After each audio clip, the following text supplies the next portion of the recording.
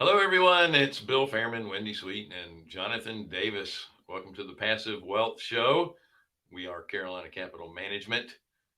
I will get to the rest of the intro in just a moment, but uh, we are going to do part two of Fernando Angelucci's uh, walk through the underwriting of self storage, which was unbelievable. He kept me shut up the entire time, which is very, Amazing. very difficult to do, as Looking most forward of to you it already today. know.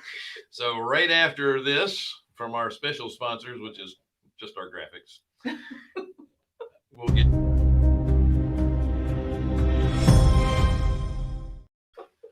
Yeah. Keep going. Once again, we are Carolina Capital Management. We are a lender in the Southeast for real estate investors. If you're interested in borrowing money, go to our website, carolinahardmoney.com.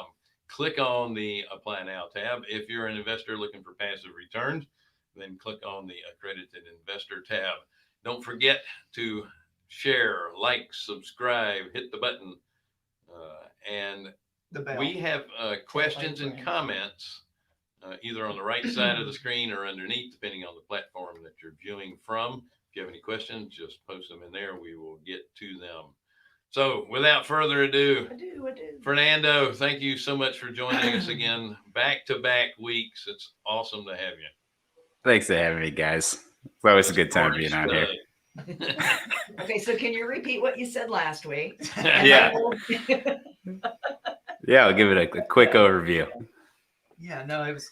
I mean, there's what like listening to him go through. It's just like, man, this is great stuff. Yeah, it's so yes. informative, and I don't know much. Yeah, that's kind of what I got. What I gleaned from the majority of what you were saying is that there's opportunity, and people think that it's a saturated market because as you drive around, you see, the larger REITs and other just larger companies that are all branded. They don't realize that there's so many mom and pops that are filtered in, and that Mhm. your actual customer base is going to be within, you know, 3 to 5 miles, 1 to 2, and then 1 to 3, and then 1 to 5, just depending on where you are. Yeah, that was There's amazing. there's still just loads of opportunity out there. Mhm. Didn't you say that 70 some odd percent of the self storage that's currently out there are mom and pops? Right, 73%. Yeah, Wow, that's huge. yeah. That, Yeah, that that's still big opportunity for right. anyone to get into this business. And then we talked about the financing options that banks love them because they perform. SBA loves them because they're not just real estate; they're actual businesses. So you can get so much more included in the financing. I think you mentioned that they're including operating costs in some of these loans that you're seeing. Yeah, 10% down. They're waiving all the closing costs. They're even paying your first 3 to 6 months of PI payments as well. That's just amazing. Yeah. So Yeah. can we take like just 2 minutes before you get into your screen share? Sure. Jonathan was so interested, we all are, that you actually sent him something to look at last week. Right. And what was your statement to him this morning, just now? Oh, I was just. It was. It's a great project and a great property. For me, I've never done a multi or not multifamily storage unit, and there's so much going on in that property. It's like I feel like when I'm reviewing it, I'm like I'm swimming over my head here. So Yeah. it was a lot to take in. You want to tell us a little bit about that project? Sure. It's a multi-tenant self-storage deal in West Virginia. So these are the types of deals that actually don't like to hold long term. So this project, not only did it have self-storage, but it also had a car wash, it had mobile homes, it had a tobacco shop. It's a little too small on the dollar wise level for us to take down. But in the past, we would do deals like this all the time. And what we typically like to do is we found that self-storage owners are self-storage owners. Car wash owners are car wash owners. They don't really like to mix very much. So on a deal like this, what I'd do is I'd take it down. You're walking into a really good cap rate, about like a 8% cap rate day one. And then what I'd do to pump up my return is the second I bought it, I would immediately list the car wash for sale. I'd immediately list the tobacco store for sale. I'd immediately get rid of the mobile homes. And sometimes that requires you to go in and subdivide the parcels. So that might take a couple months to do. But then the nice thing is then you could sell off these additional assets that, almost at fire sale prices, because that's not what you're looking to buy. And then that's going to pump up your return on the self-storage. So if you're walking in at an 8 cap, you sell off these additional assets that are not really generating a lot of cash flow. All of a sudden you can walk into a pretty high return. We actually did that with one of our facilities. Bought a lot. It had it was kind of like 4 quadrants. The back 2 quadrants had the self-storage on it, and then the front 2 quadrants, one had a Dunkin' Donuts that was already sold off, and then the other frontage was an open retail area. So we got an offer on that one. We bought it at a 7% cap rate for about $1 million, and then we got an offer on the front little parcel for $435,000, which then brought our net purchase price on that deal to about $650,000. Wow. Making our cap rate just kind of jump through the roof. So that's what I typically look for on these type of value add deals. Maybe you should rethink it, Jonathan. No, I would do that if someone would do it for me. Partner on it. I could show you how to do it. It's a little slow for us to sit down I would on our own, but yeah, I don't have the. He has a real job. Well, it's not even a real job. It takes me away from all that. Yeah, but no, can we throw up Fernando's contact information or his website if you're interested in a project like that? You can contact. What is it? Titan Wealth Group or no? The Storage Stud. That's right. The Storage Stud. That's awesome. yeah. So the Storage Stud is kind of like the content brand, and then we have a couple other brands. Our buy and hold brand is Impact Self Storage. Our wholesale brand is Titan Wealth Group. So it's super confusing. I don't know why we do this. We'll probably have to rebrand everything pretty soon anyway. Get to it from the Storage Stud, right? You can get to all. Yeah. So all my contact information is all over the internet. So if you just want to call me on my cell phone or shoot me an email, I can connect you. We got a lot of deals. I think we have, just looking at the deal board here right now, 2, 3, 4, 5, 6, 7, 8, 9, 10, 11, 12. We have 12 self-storage deals right now under contract. Do you get them mostly in the Midwest and East, or kind of where's your concentration of the contracts that you get? Yeah. So we get them all over the place. We will only market to, low property tax, low labor cost states. That's where we're actively spending dollars. But because, we're all over the internet and, I help a bunch of people learn about it, find their first deal. We get deals sent into us from partners from all over the United States. So, for example, right now I have some in Louisiana, Illinois, Kentucky, New York, Ohio, Pennsylvania, Nevada, Tennessee, Maine, and Kansas at the moment. Wow. Are what we got under contract. The one in Kentucky is in Louisville. Louisville, or Loveville, I should say it right. Yeah, I'm from Kentucky. Well, I grew up there, but yeah, I was born in West Virginia. Grew up in Kentucky. He's a backwoods. I know, right? It's amazing. I can speak, and he can spell, and I'm wearing shoes. Yeah. That's funny. Us from South Carolina saying that, right? So cards and letters to Jonathan Davis. That's right. We don't condone anything he's saying. Yeah. So we really like, in general, we really like the Midwest, the South, the Southeast, because you're getting a lot of really good value. You can walk in at high cap rates. Cost of labor is really low. I have yet to get a deal under contract in California. Usually when deals come across my plate in California, they start off at like a 4% cap rate or a 3.5% cap rate with the chance to value add up to like a 5%. It's just ridiculous. Same thing with, around the large metropolitan areas like Manhattan, New York City. It's tough. I really like upstate New York. There's it's one of the most undersupplied markets in the United States is upstate New York, and they have a really good energy credits if you want to combine storage with solar, which is what we do on some of these newer builds and conversion projects as well. Huh. Nice to know. And if you have a big enough lot, you can consider, I'm assuming, putting up cell phone towers and stuff if they need them there in those particular areas, right? So do you Yeah, sell and to those type companies?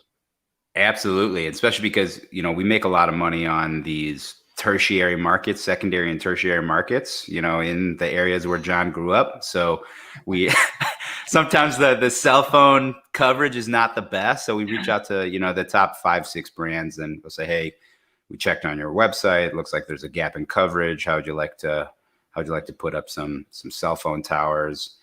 Typically nowadays, they would rather you build the tower and then they'll rent space on the tower for you. There's a whole bunch of yeah, exactly. So, and it doesn't take up that much room, especially if we have like call it a multi-story development. You can put it right on top of the building. Yeah. Typically, when we're buying these facilities, they come with a ton of land. I know you saw on that West Virginia deal, it had like all that land in the back mountain there. It's like 30 acres. Yeah, it was close to 30 acres. Yeah. Yeah. You get all that land for free. That's You might be able to do something with Yeah, that. yeah, for sure. Go hunting. Yeah, and if you put it on top of a building, you don't have to decorate it up like a stupid tree. Yeah, Yeah. Palm tree I've seen a few times. that's right. Yeah, we have a belt line around Charlotte, and they decided to build this giant tower right off the road, and then it looks like somebody stuck a tree on top of the tower. So it's the stupidest thing I've ever seen. It sticks out further than if they just left it alone as a tower. Yeah. Yeah. But they got, oh look, there's a big giant tree on the top of this tower. I want to Boy, get back to his PowerPoint. And that's I what wanna- grinds Bill's gears. Yeah, Yeah. it's just one. All just right. one of the many things. so we've rambled on enough. I'd like for you to finish now. Yeah, finish. Give you an opportunity. So do you remember where you left off? I do.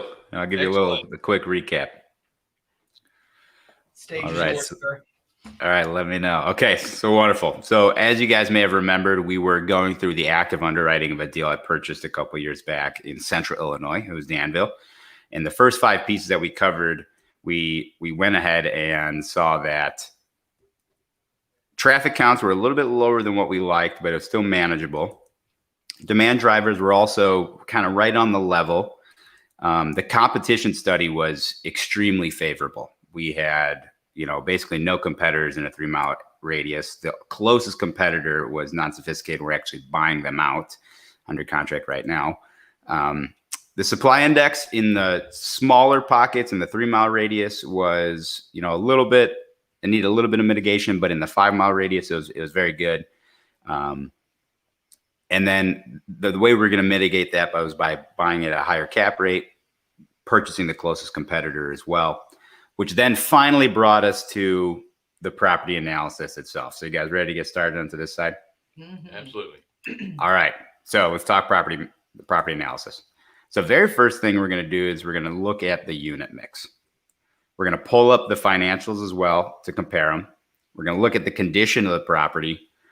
And then we're going to see what type of value add opportunities we have. So as you can see, the photo on the right there, some people might be afraid to buy a facility like that. If I see a facility like that, I'm excited. I'm showing up with cash in hand to buy something like that because Wow. that looks like money to me, right? All right, so let's go through it. So first, unit mix. One of the things that is a little bit different than, let's say, multifamily is that these self-storage facilities have multiple types of unit mixes. And in some cases, it can be, 50 different types of units. For the clean ones that you could tell the builder wasn't kind of OCD like me, they may only have like 4 types of units. Everything's pretty standardized. So the very first thing we're going to do is we're going to look at the unit mix and the rent rolls. And what we found is that the smaller units are actually better for like urban core, you're close to downtown, you're in downtown. Whereas the larger units are going to be better for your more rural or exurban style neighborhoods. So what a small unit might be would be like a 5-foot by 5-foot unit. Only has 25 square feet. It's kind of like a walk-in closet, if you will. The larger units in the rural areas are going to be like 10 by 30, right? 300 square feet, or at 20 by 30, it might be 600 square feet. These are things that you can park boats and RVs and, big toys into. The next thing is we're going to look at what the rents that are being charged currently at the site versus what the market is charging. So what we found is that many of these owners, they have these policies of kind of, you walk in 10 years ago, you rent a unit and that's your rate for life, just because you don't want to fuss with upsetting your clientele. But what we find is that rents in the self-storage realm are going up 2 to 3% per year. And in some markets, like your guys' market, it's going up 5-6% per year. It's pretty insane, right? And so all of a sudden, if you haven't raised rents in 10 years, then you can walk into, as a buyer, you can walk into a deal, and day one, when you go and send out your introduction letter and telling people where to pay their new rent at, you can also jack up their rent by 20, 25, 30%, and that all drops right to the bottom line, right? So this is the facility in Danville. You see that everything is drive up. There's no climate control, and there are some kind of funky size units, but for the most part, there are the standard ones we see, the 5x10s, the 10x10s, the 10x15s, 10x20s, 15x20s, 15x20s, right? What we'll notice here is that you can see in the fourth or fifth column, the rent per month that they're charging versus the market rents. So in this example specifically, there's only one really subset of units that we could raise rents, and that's in the 15x20 range. And the reason why is we bought this as a listed property. Now, granted, it was listed by a residential broker, so they didn't really price it well. But right before they went to sell, they jacked up all their rates to market rate. So they did the right thing to get the most value on the sale. So not a lot of ability to raise rents there. But if you look at the vacant or 30-day plus late, there's a lot of value add there as well. You can see there's a lot of units that are not rented or they're behind on payment. So that's something that we can grab back to add value to the property. Okay. So now let's run through the financials. So as a commercial asset, self-storage is valued based on its income generating potential. It's not really like single family where it's comps based. So, in the single family space, you can kind of get dinged if your neighbor decides to sell to a wholesaler or decides to do a fire sale just because they need the cash quick. That's going to bring your comps down. With self-storage, everything is based off of the income it generates, and how we comp properties across areas is using their cap rate. So how do we do this? Typically, we'll request the last 24 months of profit and loss statements, and we ask for the trailing 24 months, which means it's broken down by a month to month. What did it bring in January? What did it bring in February? What did it bring in March? And that allows us to see trends. It allows us to see if they jacked up the rents recently. It allows us to see if they're trying to hide expenses, most recently when they went to sell. We'll also ask them to, if we go further down the line, we'll ask them to actually verify these profit and loss statements with, bank statements, tax returns, receipts for the expenses that they're experiencing. And then we'll look at what direction those expenses and those income generating is, what direction it's going in and why it's going in that direction. That's extremely important. Sure. So on this property itself, we saw that the gross potential rental income was about $214,000. So that's if everything was at market rate and at 100% occupancy. Then they had about 21% of their population were vacant. So that brought the net rental down to about $170,000. Now let's look at the expense side. So this is the side that I always tell people to take with kind of a grain of salt, because what we'll notice on the mom and pop side is they'll be on either side of the extremes. On one side, it'll be a solo operator. He may have retired or she may have retired already. This is all they do with their time. So they'll do all the work and they won't put that in their expenses, right? They won't put a manager expense. They won't put a maintenance expense. They won't put anything like that. Sometimes what we find it's on the opposite spectrum where, they're retired, they don't want to deal with it, and they're paying way too much for labor and maintenance and insurance. And there was a property I was looking at the other day. It was tiny property, maybe 10,000 square feet. You can run the entire thing automated, and yet they were paying two full-time employees to run it, and they were incurring about $80,000 a year in revenue. It was crazy. So I like to look at the expenses. I usually take them with a grain of salt, but in general, if I need to do back of the napkin math, when I'm buying from a mom and pop operator, I'm assuming they're going to be running at about 40% expense ratio, and that I will be able to get it down to about 28 to 30% within the first 12 to 18 months, depending on how quickly I'm doing the value add. So as you can see on this property, it was actually run pretty well. They were right where we thought they would fall as far as our initial underwriting. So they were at about 40% expense ratio, as you can see here. But when I look at the expenses, I'm looking at opportunities to drop these and where I think I might be able to get a good deal. So right off the bat, the first line item is going to be real estate taxes. This is in Illinois. Illinois is an extremely high tax state. So how do we get these taxes down? And there's a couple ways that we can actually approach this. The very first way is by structuring the purchase agreement so that the property tax assessor only sees one portion of what you're paying. So what we'll do is we'll actually send two purchase agreements on a self-storage facility. One is for the land and all the buildings and improvements thereon. That's the one that the property tax assessor sees.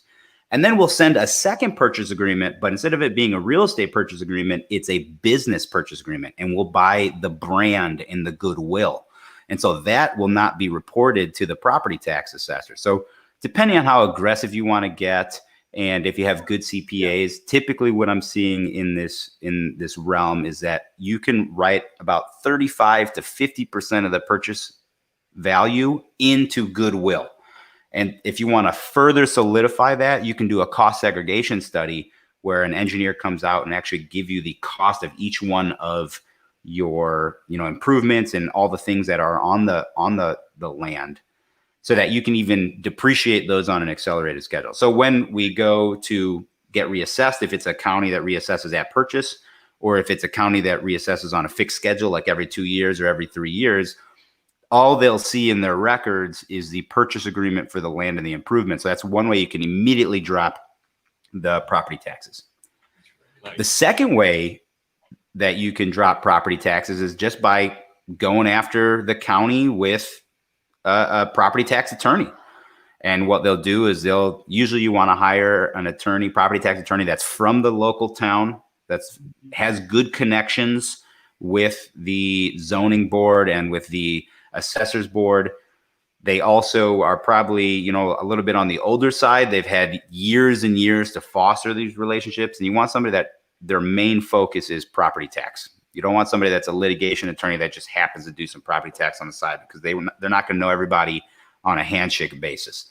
And what they do is they'll go and they'll ask the assessor's office and say, okay, how did you get to this number? How did you assess it at this number? Show me the basket of properties that you're grouping in for my storage facility. And a lot of the times what we'll find is that the counties don't know what they're doing, and they'll group in like medical office building or regular office building or, farm buildings into our, basket of comparables, which are not the same type of asset. They shouldn't be taxed at the same rates. And that's another way to get, a 20 or 30% drop on your property taxes. Nice. The next piece is insurance. When I'm looking at the insurance number here, that's really high for how small this facility is. And what we've noticed is a lot of these mom and pop investors, mom and pop owners, whoever did their car insurance, whoever did their home insurance, they just call that guy over at State Farm, Jake from State Farm or whoever it is, and they ask them to get a quote on their self-storage building. And the problem with that is if you do not go with a self-storage specific insurance provider like Bader, for example, BADER, they're gonna think that there's a lot more liability coming from that building. They think that there's a higher chance of some type of payout event happening, some type of insurance claim. And that's because with commercial property in general, there is this implied and express warranty of safety for their goods. And the laws are written in that way. Whereas with storage, it's the opposite way. At our storage facilities, the renters have to carry renter's insurance for their possessions. The lease states that they cannot store over a certain value amount in their, in their unit, they have to sign off on that. For our facilities, it's $2,500. And they have to sign off saying like, hey, that if there's an act of God, or if, the property gets broken into, or it catches on fire, or a tornado rips off the roof, you have insurance that's covering those things, and we will not be liable. So immediately on this property, when we purchased it, we were able to drop the insurance to $2,600 a year as opposed to $6,800. So that was a huge savings, just because the previous insurer did not know, was not intimately familiar with self-storage as an asset class and how the laws are written to offload the liability onto the tenants themselves. The next thing that I'm looking at here is management fee, payroll, and benefits, and then the water, phone, internet, gas, and electric. So these are kind of like the admin fees and the personnel costs, and those are all super high. There's no reason you should be paying that much for internet, water, and phone. There's no reason you should be paying $3,000 a year for gas and electric. The management fees, $28,000 for someone that's an unsophisticated owner. That makes kind of sense for the payroll costs. But again, this facility is so small that you can automate almost the entire thing and almost not have a need for an office at all. So these are kind of the things I'm going through when I'm looking through the expense sheets to say, okay, where can I add value? At the same time, I'm looking at where are the things that they did not include, right? This is in Illinois, which means that there's a lot of snow. So what's the cost to plow all the time? Well, it turns out the owner was doing that and did not count it in the expenses. Same thing with repairs and maintenance. These facilities, there isn't a lot of repairs and maintenance needed, but every once in a while you do need to do some touch-ups, maybe paint, maybe fix a door spring or fix a door that has a dent in it, these types of things. So that's why I'm going to look at the trailing 24-month profit and loss to see, okay, did any of this come in? Have there been any major capital expenditures that were miscaptured? That's what we're looking for here. So let's look at them together. Oh, there we go. So on the financials, they listed this property at $800,000 with a residential broker. In my underwriting alone, I thought it was probably worth about $1 million. So the second we saw that, we said, hey, we're going to jump in the car today. We're going to meet you down at the facility, and I'm going to sign a purchase agreement right now. No negotiation. Let's do it. As you can see, the NOI at $800,000, $101,000 NOI, that was us walking into a 12.7% cap rate day one. So when I saw that, we saw all those previous things on the agenda, how, the median income's not that great, and the competition study's all right, and, the cap rate's all right. This is how we mitigated against it, by having a very high cap rate walking in. So even if I don't do any value add at all, if I'm walking into a 12+% cap rate and it just sits like that for the rest of the time I own it, I'm feeling really good, right? Sure. Yeah. The second thing that I'm looking at is my price per square foot. So once you get into the storage space, you realize that people don't really talk in terms of units, because units can have all different sizes. Most of your operators are going to be talking in net rentable square feet, because then it puts everything on an apples to apples comparison. Sure. To To build these Class C storage facilities, these first generation storage facilities, it usually costs me anywhere between $25 to $35 a foot, not including the cost of the land and all the site work and soft costs.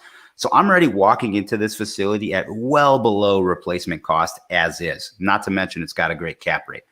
So the reason I mention that is because sometimes there's these value add deals that come across your plate, but because they're so mismanaged and because the management staff is so terrible at what they're doing, you may be walking in at a 5% cap rate or a 6% cap rate because they're at 30% occupancy. But if you look at the price per square foot and you see that you're in the 25 to 35 per square foot range, like, that's a really good deal. And there is the ability to go and value add this thing up to a 7, a 9, a 11, or a 13%. Wow. Right. So once I ran it through our debt schedule, I'm very conservative on our debt schedule. So we're usually running it at like 5.25% interest rate with a 20-year amortization. You can see that even with that super aggressive loan, the cash on cash return was 35%, which means every 3 years I get my down payment back, right?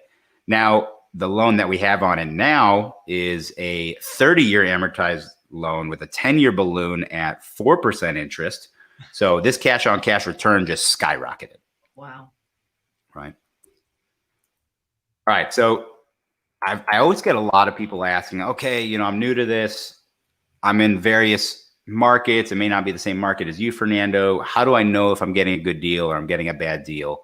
So what I did is I looked through my last like 50 to 60 deals that came in, the ones that we bought, the ones that we turned down, and I built this matrix for people. So if anybody wants to screenshot this, feel free. This is typically what we're seeing in the market. So let's look at, you know, Class A builds, Class A facilities. Those are the multi-story facilities. They look like office buildings. They're beautiful. They typically have like open glass panes that you can see, these fake, you know, roll-up doors. If you guys didn't know, those aren't real roll-up doors. They just an advertising for people. These things in primary markets like Chicago are trading for 4.5 to 5.5% cap rates. As you go down to secondary and tertiary markets, you're adding about 1% onto that cap rate matrix of what is typical for the market. Now, if you go all the way down to Class C, you can see that there is much more cash flow potential. You know, in primary markets, we're seeing these things go for 6.5 to 8%. In tertiary markets like this Danville facility, we're seeing them go for 8 to 12%. We actually did even better. So those are the types of things that you're seeing. If you're wondering what a Class B facility is, and I should put some photos on the slides here for you, a Class B facility is typically a mix of a 1 or 2 story climate control with, you know, out back they have a bunch of drive up units. Maybe it's gated, it's fenced, it has, you know, keypad entry and exit. It's got some, you know, some camera and security features. So as you can see, as an average, Class C facilities are moving at about 8%. Class A are moving at about 6.1%. And then if you look at market specific, you know, primary markets are trading at about 6% and tertiary markets are trading at about 8%. So pretty easy matrix to work on there. If you need an idea of, am I getting a good deal? And now, again, this is market, what is trading on, you know, usually with brokers. So I'm trying to beat this by 2 to 3% as much as possible, at least on the low side of the range.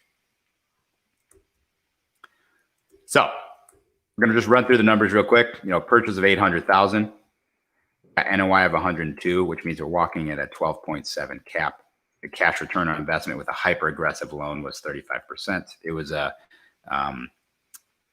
a bridge loan that we used from a bank that we held other properties at. In general, at the bank, I tell them it's going to take us 36 months to stabilize because I'm trying to get as much interest only as possible. I'm trying to get, 12, 24, 36 months of interest only. In reality, for us to do the stabilization, it typically only takes us 9 to 18 months, depending on how much heavy lifting we have to do. So at stabilization, the value of this thing is $1.35 million. NOI is at about 131,000, which then gives us an internal cap rate of about 16.4%, or a cash return on investment of 52.8%, which means that we get our down payment money back every 2 years. Wow. And then if we decided to sell, the net proceeds to us would be about $750,000, just shy of that. So that's what I'll look at when I'm doing the financials. The next thing I'll look at is the condition of the property. Where are the physical value adds that I can do to bring up not only the NOI from a customer standpoint, they see a nicer looking facility, they're willing to pay more. Where can I improve certain physical things that allow me to drop the cap rate that the property is trading at, meaning that I get a larger multiple on my net operating income? So the things I'm typically looking at when I walk the site, or if it's far away from me, maybe pay somebody to go, on Fiverr and take photos. I'm looking at the condition of the doors. Are they the self-storage corrugated steel roll-up doors, or are they, one step down and just like regular garage doors that are like 3-pane or 4-pane?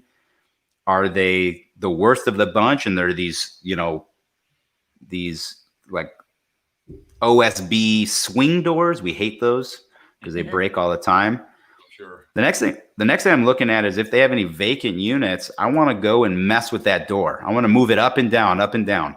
If it's easy to move up and down, that means that the door spring's probably in good shape.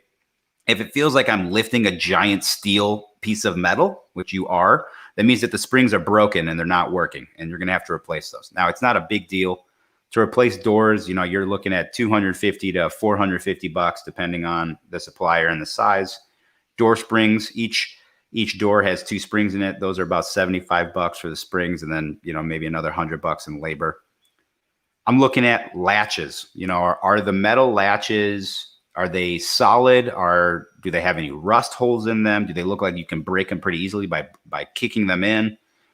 I look at gutters, you know, because I want to make sure that I'm protecting my asset. Water, especially in areas where there's freeze thaw cycles, where it drops below the freezing point. Any water that gets under concrete or in cracks in concrete, as you freeze and thaw, that water freezes, expands, breaks the crack open even more, melts, allows more water to get in, freezes again, breaks it even more. So you want to nip that in the bud. I'm going to make sure that they have bollards. Bollards are those concrete poles that come out of the ground. They're usually painted yellow. And that's so that someone that's not paying attention backing up their pickup truck doesn't slam into one of my steel doors or into the corners, which is usually where we put the bollards.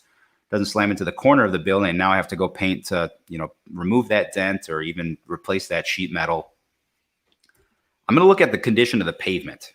The pavement is one of the larger expenses when it comes to renovating these storage facilities. And then also another thing that comes into play when you're going to get senior debt, non-recourse debt, you know, on maybe the CMBS market or the life insurance company market. Some of these lenders will not give you non-recourse if your property is gravel, you know. So then you're going to have to look at, does it make sense for me to put down a whole level of asphalt, or do I just, you know, if I know I'm going to hold this thing for a long time, do I just say, hey, screw it, instead of asphalt, I'm going to put down concrete? You know, that can cost a lot of money. So I'm looking at the condition of the pavement, or if there is any pavement. Again, the bollards, if there's any dents in the metal, I'm going to have to fix that. When I come in and buy a new facility, I want to hang a banner that says under new management, because I want to be able to start jacking up rents as fast as possible. And if it looks nicer than it did before, then usually you can pull that off. I'm going to look at the condition of the paint. You know, this is metal. Usually the paint's on metal, so it fades very easy in the sun. It can get messed, scuffed. So just putting a fresh coat of paint on a facility can do wonders for the new potential tenants coming in and their willingness to pay more than what they're experienced to in the past. Oh, what are the typical types of value adds we're looking for? So first we start with non-physical value adds, rent increases, below market rents. We're looking at adding ancillary profit centers, decreasing expenses, increasing or creating an online presence if you don't have one. Transition is one I really love. Transitioning from cash to automatic payment methods. And I'll cover all of these here in a second. And we'll start looking at doing physical improvements to the property, because this usually costs more.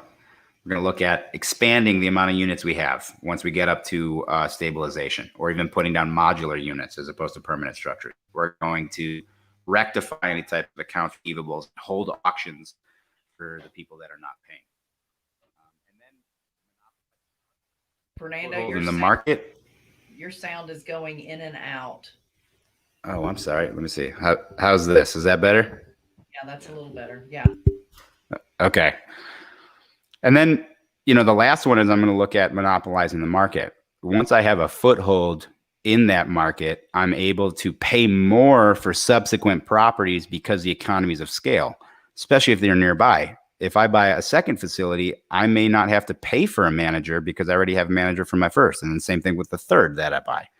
The manager for the first, you can manage the third. So all of a sudden now I'm starting to be able to pay more than the competitors that are trying to get into that market, with then in the end selling off as a larger portfolio. So let's go through some of these in depth. So let's look at value add and rent increases. You know, the mid 80s brought a huge boom in first generation facilities. You know, think of these drive up, non-climate controlled, maybe they're not fenced, just the typical storage of what you think in your mind. Most common, like I said before, these owners had a your rate when your rent is your rate for life strategy. So what we do right off the bat is the second we take over the facility, we send out the day one introduction letter, already raising everybody's rents up to 95% of market rate. Now, some people don't agree with me on this. They say, hey, you should stair step it so that you don't have a mass exodus. But the way that I look at these deals, I'm trying to value add as fast as I can so I can either sell immediately or pull all my money out with a cash out refinance. So I like to rip the Band-Aid off and just raise everybody up to 95%. So even if they are pissed off that I doubled their rent because they've been there for 15 years, even if they try to move to a different facility, they're still going to be paying more than me. That's right. Then Moving is a pain in the butt. right? Do you want to spend the $300 to $500 to rent a truck and miss work and spend 2 days and sweat and yell at your husband because he's not moving fast enough or whatever it is? You know, nobody wants to do that. And then any new clients coming in, we're pricing them at 100 to 105% of market rent, especially if the competitors are above 90% occupancy. So ancillary profit centers, there's a ton of them in this space. So this is all the things that you can charge for other than renting a self-storage unit. Cars, RVs, boats, locks, boxes, moving supplies, renter's insurance, packing material, FedEx, printing services, scanning services, cell towers, like we were just talking about, billboards. If you have billboards or if you have large walls that you can paint and turn into a billboard. Wine storage, so that's a niche style of storage where you can charge 3 to 4 times by the square foot than what you can for regular storage. Truck rentals, private mailboxes, propane filling, ATMs, and vending machines, right? These are all things that you can put in additional, you can get a bunch of additional cash with not much additional management. The only one I will give a caveat on that I really don't like is truck rentals like U-Haul and Penske. I don't like that because it brings a logistics portion of your business. You have a lot more liability. Typically, the manager is spending a lot of time, you know, working with the truck renters and making sure that the gas is filled up and washing it and sweeping it out. So I don't like doing the truck rentals, but all the other ones are really great. Right. So like we were talking about before on the value add for decreasing expenses, I'm immediately going to look at the property taxes, get them contested or split up the purchase agreement. I'm going to get multiple insurance quotes from people that do self-storage only, or that's all they do the most of their business in self-storage. I'm going to remove anything that the manager doesn't need. You know, I can't tell you how many times I'll walk into a facility and I'll see a $500 per month TV budget. And I'm like, what is this? And it's like, oh, well, my manager wants to watch cable when nobody's there. And I was like, if your manager has time to watch cable, they shouldn't be in the office. Right. So I'm removing the cable, the dial down internet costs. I'm removing any physical phone lines. And I'll give them a cell phone with a couple call rail numbers. Mm-hmm. And then utilities, you know, if every unit has a light in the unit, that's just another thing that someone could forget to turn off. I'm just going to rip all the electrical out. I'm going to get rid of any type of utilities that are not necessary. This is one of the ones that I love to do because in the mom and pop space, I can't tell you how many facilities you can't even find on Google. And nowadays, where 60% tenant base is finding you on a mobile phone, if you don't have a website, let alone it's mobile optimized, you're missing a huge influx of tenants, right? So the very first thing I'm going to do is I'm going to create a website with a payment portal that allows them to pay on the website with a credit card or, you know, a checking account. I'm going to allow them to do online reservations and check availability. So I'm moving all of that labor that I'm paying for off and putting it onto the tenant themselves. No longer accept cash. And we actually will incentivize people to not pay us with checks or money orders. So, you know, we'll give them a couple grace months and then say, hey, you know, going forward, if you would like to use a check, it's going to be an extra $5, or the way that we phrase it is, if you're willing to pay with a credit card or debit card, we'll give you $5 off your rent. But it's the same both ways. Wow. Recently with COVID, that has been a great excuse for us to not accept anything. We'll say, hey, our managers aren't touching anything anymore. No cash, no checks, no money orders, nothing. You have to go online. And then we always push them to add automatic recurring payments, a set it and forget it model. Can't tell you how many times I've bought a facility, sent out that day one letter, and all of a sudden I get someone calling me back saying, I don't have a unit at your place. And I'm like, well, sir, if I check the financials, it seems like you've been paying $40 a month for the last 10 years on your credit card. And they're like, oh, I didn't even know that, you know? So always trying to push towards the automatic recurring payments. Now let's get into some of the physical value adds that we like to do. Now, again, we're always going to try to make the place look nicer, make it look safer. So we're going to add security fencing. We're going to add a keypad entrance and exit. So now I can track when people are in and out of my facility in case something happens. I can always look at who entered and who exit, and it's all time-stamped. This also allows me to move a lot of that labor that a manager would have to do coming in every morning to open and close the gate. Now it's all automatic. We'll even add these little payment kiosks that you see here on the right-hand side that allow a tenant to walk up to the facility, go inside of this little box, and then get a unit, look at the sizes of the units, select how they want to pay. They can buy a lock, they can buy renter's insurance right from that little kiosk. And the coolest part is to use these kiosks, they get everything. You have to scan your ID. You have to take a picture of your face. It'll take a picture of you to put into the tenant profile. And some of them now are even requiring thumbprint so that you have some type of fingerprint data in case anything happens at the facility. Wow. And then we'll do, pavement, paint, bollards, roof, signage, these types of things. One of the things I like to do once I've extracted the most value out of the unit I have is to add additional units. So I love these modular units. They literally show up on the back of truck beds. You can put this one in this photo is being put down with a crane, but now they have these that they're built and you can actually take them off the truck beds with forklifts. It's fantastic. Wow. And the cool part about it is that it adds immediate revenue because this is considered equipment. You can get equipment financing at 100%. Wow. And because it's not a permanent structure, it does not increase the property taxes. So it's like a triple win. It's like a win-win-win for these. And then it allows you to test the market to see if there is more demand. And if there is, then all of a sudden you can start putting up permanent structures in the areas that were the modulars were. And so what we do is we'll put modulars on a site. If the modulars start renting up, then we'll put down a permanent structure and then move the modular that was where that permanent structure was to another site and just kind of keep rotating them from site to site. It's pretty awesome. Nice. And then last but not least, we're going to look to rectify accounts receivable. A lot of mom and pop owners are really lenient on money owed. So we always ask them to sign over their accounts receivable. Sometimes they ask us to pay for it. We're fine doing that. Sometimes they don't. We're always going to pay for it at a super steep discount or not pay anything for it at all. And then we're going to start looking at the statutory maximums that each state allows us to charge. And that's going to be in our day one packet with our new lease.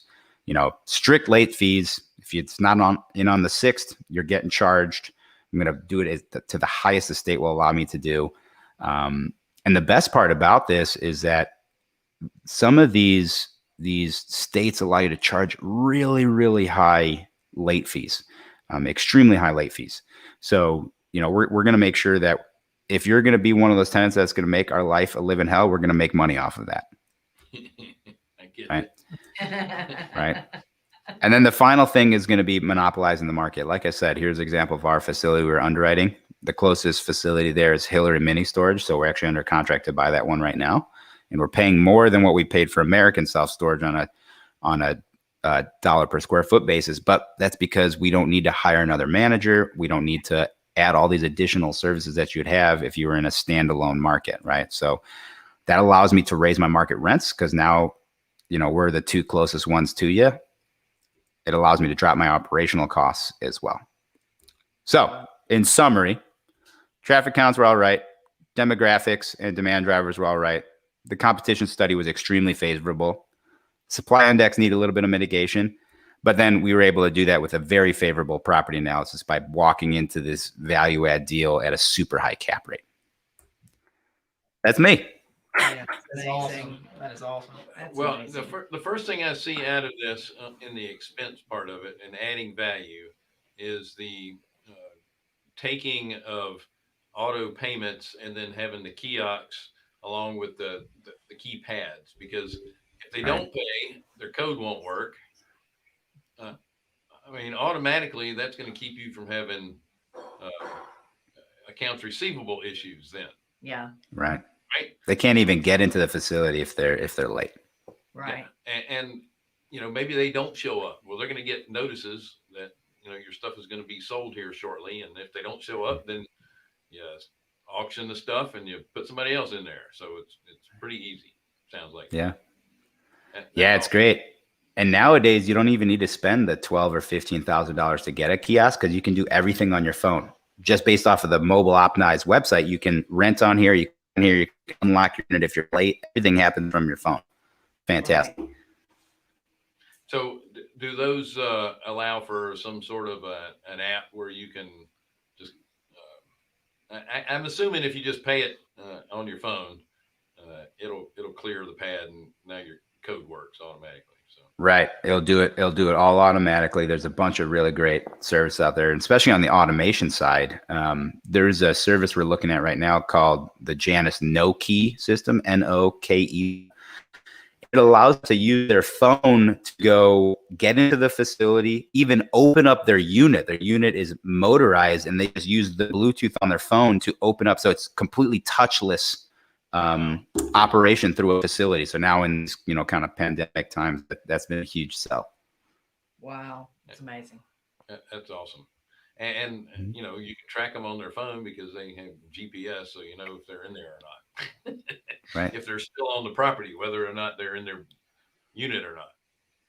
Yeah, and all the units themselves with those no-key systems, they can track when people are walking past them. They can also, they have a safety feature, which is also a security feature, where if the door closes and it realizes that there's a heat signature or there's movement inside the unit, you could say, okay, is somebody trying to break in and steal stuff? Or on the safety side, did somebody, you know, have a heart attack and needs to be, you know, attended to? These are the things that we really like about kind of the new technology that's hitting the self-storage industry now. Wow. That's amazing. Yeah.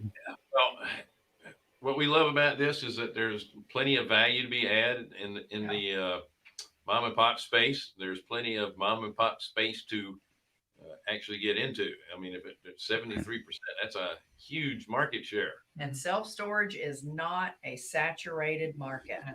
Maybe we should be talking about that one that we looked at. Yeah. The one in West Virginia. Yeah, Jonathan. wants Yeah.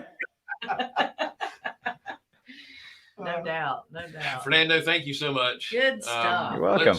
Let's put Fernando's info up here again real quick. If anybody, now you have a wholesale, a retail, and then you have a fund where people can invest and be a part of the buy and hold side of things, correct? Yeah, that's right. So yeah, we have multiple verticals. So we wholesale the smaller deals that are a little too small for us now, where we are in our career, to new investors starting off. We'll even offer to consult with them and show them how to get the value add from, you know, day one to, you know, day 180, whatever it is. We do have multiple syndications. We always have new properties coming up that will raise money for busy, you know, from busy professionals to help them get some passive returns without having to, you know, go to a storage facility every day if they don't want to do the actual work themselves. And then we partner. You know, we always partner with other investors, especially investors that may be sophisticated in a different asset class. So they're already a successful real estate investor in their own right, but they want to get involved in storage. You know, in a couple of the masterminds that we're both a part of, I've already partnered with people in Collective Genius on deals together that they may have sourced, but they didn't know how to walk through the first, you know, 18 months of doing the value add and pulling all their money out. So we love partnering with people. We love hearing from people. If you have any questions, let us know, reach out. Always happy to help. That's awesome. And, you know, for those who are truly passive investors, they can invest in the fund and know that they have somebody that is doing all this due diligence and That's right. knowing that they're doing it the right way Yeah. and taking advantage of what the market's giving them. Right. Yep. Right. Yeah, absolutely. We're always looking to partner with investors. We have probably close to $40 million in deals right now. So Wow. a lot of opportunity out there. Awesome. That's great. Fernando, thank you so much for joining us. We are a little over our normal time, but you have great You're info worth it. Oh, We- absolutely. with it. I hope you got a little spring weather coming your way soon. And We do. we always have it here, so that this is why it's a great area to be in. That's right. There's nothing. I've been barbecuing up a storm, so I'm gonna have to test out my Carolina style barbecue next time I come up and see you guys. Right. Excellent. That's Look right. forward to seeing you. All right, sounds good. Folks, thanks so much for joining us again. If you want any information on self-storage, I highly recommend contacting Fernando. And I know Scott Myers also has courses on this as well. And I say that because Fernando is friends with Scott as well. We're all in a community of giving more. What do we call that? Operating from abundance rather than scarcity. Absolutely. We will all be investing with each other at some point. Yeah. That's the way we look at it. Right. Thanks for joining us on the Passive wealth. Passive Wealth Show. Thank you. We are Carolina Capital Management. We are lenders in the Southeast for real estate investors. If you're looking to borrow money, carolinahardmoney.com. Click on the apply now tab. If you're an investor looking for passive returns, we also like you guys too. So click on the accredited investor tab. Don't forget to share, like, subscribe, hit the bell. Have a wonderful day. We will see you guys next week.